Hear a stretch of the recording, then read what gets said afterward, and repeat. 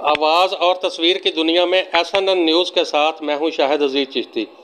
खबर शामिल करते हैं शोरकोट कैंट से, जहां शोरकोट कैंट की सियासत में हलचल और मुखालफिन आपस में गुत्थम गुत्था, नौबत मुकदमाबाजी और इल्ज़ाम तराशी तक जा पहुंची।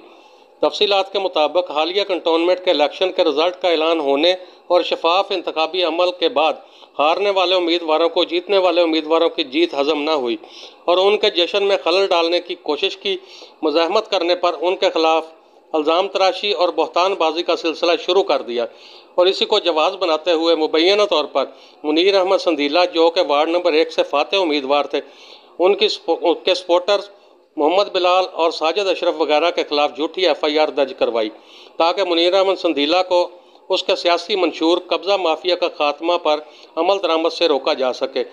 इस मौका पर गुफ्तगू करते हुए मुनीर अहमद संदीला ने कहा कि ऐसे ओछे हथकंडों से इलेक्शन से पहले और इलेक्शन के दौरान भी मेरे वोटर और सपोर्टर्स को धमकाने की कोशिश की गई, लेकिन जब उन्होंने मेरा साथ ना छोड़ा तो उनको मुकदमाबाजी में उलझाने की कोशिश की जा रही है।